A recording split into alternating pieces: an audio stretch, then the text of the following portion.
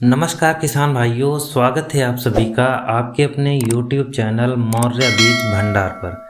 किसान भाइयों, आज की वीडियो में हम बात करेंगे गेहूं में कल्लों की संख्या कैसे बढ़ाएं और क्या कल्लों की संख्या ज़्यादा होने से पैदावार घटती है।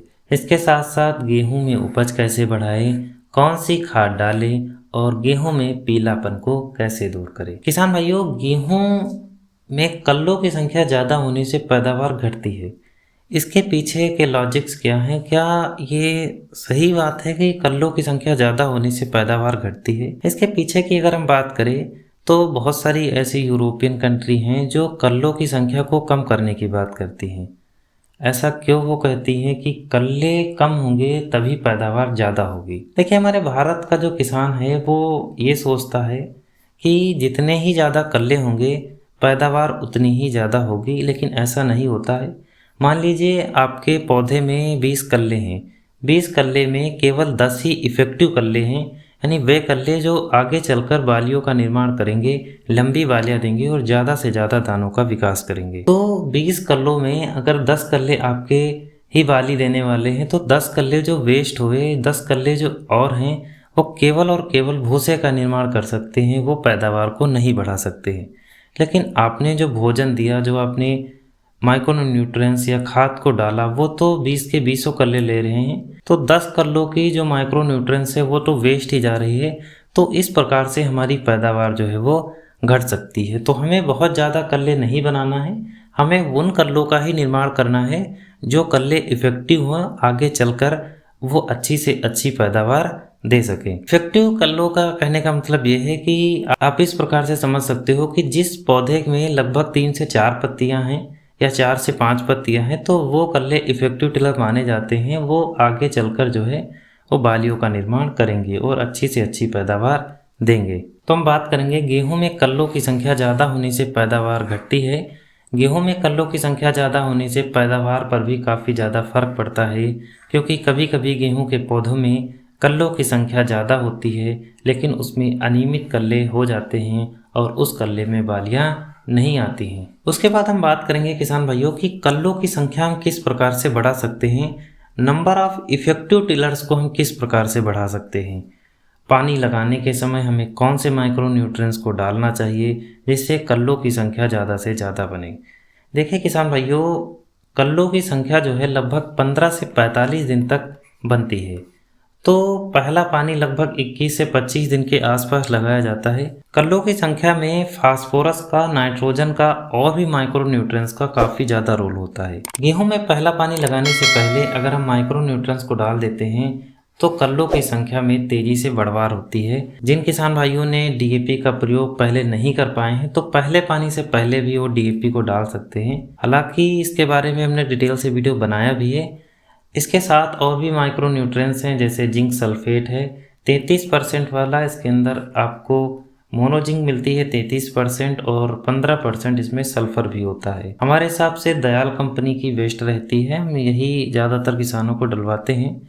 इसके अलावा सल्फर आप 3 किलोग्राम पर एकड़ के हिसाब से डाल सकते हो और 1 एकड़ खेत में आपको 40 किलोग्राम यूरिया का प्रयोग करना है और आप फेरस सल्फेट जो है 5 से 10 किलोग्राम पर एकड़ के हिसाब से डाल सकते हो। इन सबको मिलाकर अगर आप चाहो तो पानी लगाने से पहले भी डाल सकते हो और पानी लगा सकते हो, और अगर आप चाहो तो पानी लगाने के बाद भी इनका प्रयोग कर सकते हो। देखिए, यूरिया का प्रयोग ज़्यादातर पानी लगाने के बाद ही किया जाता है, क्योंकि नाइट्रोजन जब पौधों के पास तुरंत पहुंचती है तो उसमें जड़ सड़न या उकठा रोग की समस्या जो है थोड़ा सा बढ़ जाती है। तो इसलिए आप जैसे जिंक सल्फेट है, सल्फर है या फेरस सल्फेट है, इनको आप मिट्टी में मिलाकर पानी लगाने से पहले डाल सकते हो और यूरिया को पानी लगाने के 2 दिन बाद आप डाल सकते हो। काफ़ी अच्छे रिजल्ट मिलेंगे अगर आप इन माइक्रो न्यूट्रिएंट्स को खेत में डालते हो। लेकिन अगर आपको इन माइक्रो न्यूट्रिएंट्स को अलग अलग नहीं लेना है, सल्फर है, फेरस सल्फेट है या इसको, तो बहुत सारे मिक्स वाले भी आते हैं, जैसे आयुष्मान कंपनी का अल्ट्रा पावर आता है, इसमें बहुत सारी चीज़ें होती हैं, तो आप इनका भी प्रयोग कर सकते हो। इसके अलावा हमारे समझ में एक और प्रोडक्ट आता है जो काफ़ी अच्छा है, इंडोफिल कंपनी का इंडोलाइजर। इसमें बहुत सारी चीज़ें होती हैं, लगभग 8 से 10 पोषक तत्व इसमें पाए जाते हैं। तो 1.5 किलोग्राम पर बीघा, यानी जो आपका एक जो बैग आता है 6 किलो का, 1 एकड़ में आप उसका प्रयोग कर सकते हो। इससे टिलरों की संख्या या और भी जो पीलापन है वो भी काफ़ी ज़्यादा कंट्रोल हो जाता है। दूसरा है किसान भाइयों की कल्लों की संख्या स्प्रे के रूप में हम किस प्रकार से बढ़ा सकते हैं। अगर आपने पानी लगाने के समय माइक्रो न्यूट्रिएंट्स को नहीं डाला है या आप नहीं डाल पाए हो तो स्प्रे के रूप में भी हम इसे डाल सकते हैं। स्प्रे के रूप में हमें यूरिया लेना होगा 1 किलोग्राम पर एकड़ के हिसाब से। अगर आपको यूरिया ना लेना हो तो आप जो नैनो यूरिया आती है 1 बोतल, इसका भी प्रयोग आप कर सकते हो। आपको डीएपी लेना है 2 किलोग्राम पर एकड़ के हिसाब से। डीएपी को आप शाम को भिगो कर रख दोगे और सुबह उसे छान लेना तो अच्छे से उसका घोल जो है वो तैयार हो जाएगा। दूसरा आपको पोटास लेना है। पोटास आपको सल्फेट ऑफ पोटास लेना है जो मार्केट में 0050 के नाम से आती है। वैसे तो हम दयाल कंपनी का ही बेचते हैं, काफ़ी अच्छे रिजल्ट हमें इसको देखने को मिलते हैं। इसके अलावा और भी बहुत सारी कंपनियों का आता है, जैसे एक शक्तिकारी पोटास आती है, इसके अंदर माइक्रो न्यूट्रिएंट्स भी पाया जाता है। ये आपकी न्यू शक्ति कंपनी की आती है और 1 एकड़ में इसका प्रयोग आपको 1 किलोग्राम करना है। बहुत ही बेहतर रिजल्ट इसको देखने को मिलते हैं। चौथा आपको जिंक लेना है। जिंक आप ईडीटीए का भी प्रयोग कर सकते हो 100 से 150 ग्राम पर एकड़ के हिसाब से। लेकिन अगर आपके पास ईडीटीए ना हो तो आप 33% वाली जो मोनो जिंक आती है 700 ग्राम पर एकड़ के हिसाब से इसका भी प्रयोग कर सकते हो। यहाँ पर डीएपी है तो इसलिए आप 33% वाली मोनो जिंक का प्रयोग ना ही करो तो ज़्यादा ही ठीक रहेगा। थोड़ा सा दिक्कत हो सकती है इसके साथ। अगर आप ह्यूमिक ले लोगे तो और भी बढ़िया रहेगा। ह्यूमिक आप 90% वाला भी ले सकते हो 250 ग्राम पर एकड़ के हिसाब से। अगर आपको घोल में लेना हो तो आप सागरिका या बायोविटा।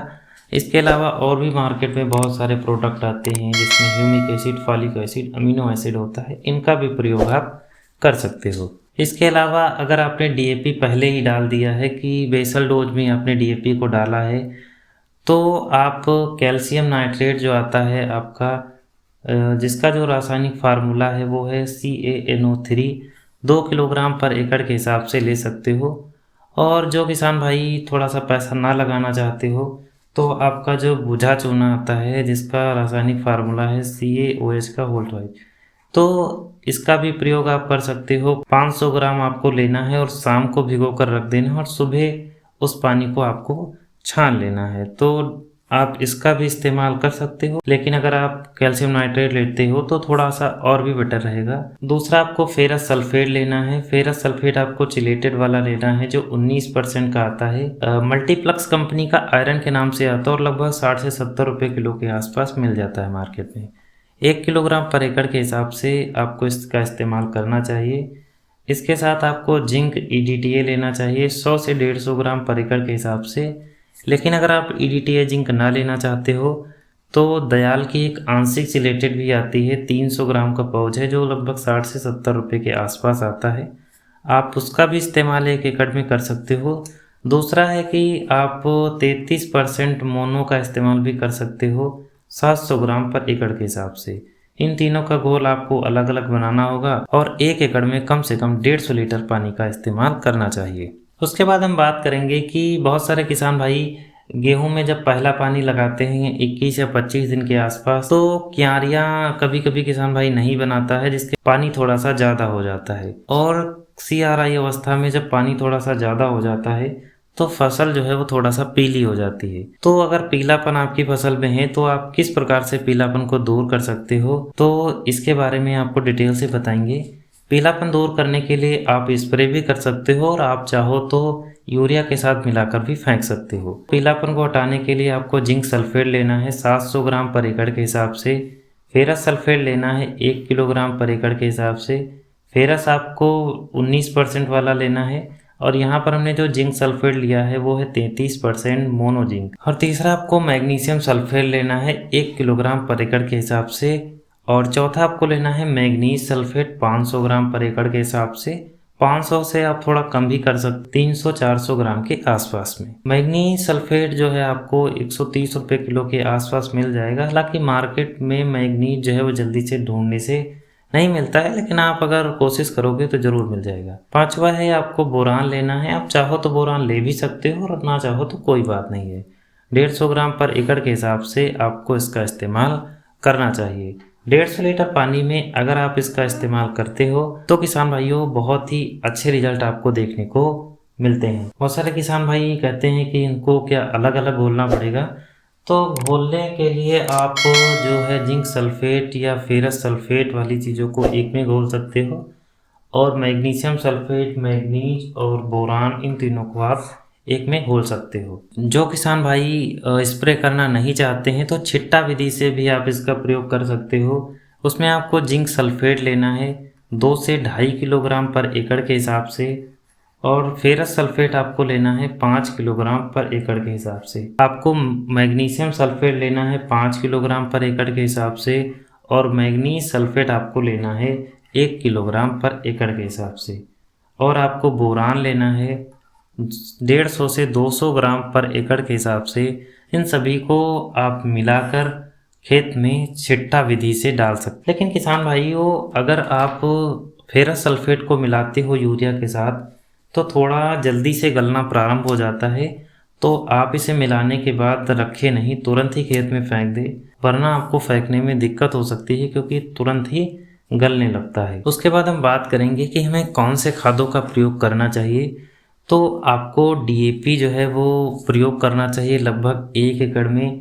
बेसल डोज के रूप में आप 1.5 से 2 कट्टे पर एकड़ के हिसाब से डाल सकते हो। उसमें अगर आप एनपीके डालते हो तो आपको 2 कट्टे 1 एकड़ में डालना चाहिए, और अगर आप डीएपी का या एसएसपी का प्रयोग करते हो तो डीएपी में जो पोटास होती है वो नहीं होती है, तो पोटास आपको 1 कट्टा पर एकड़ के हिसाब से डालना चाहिए।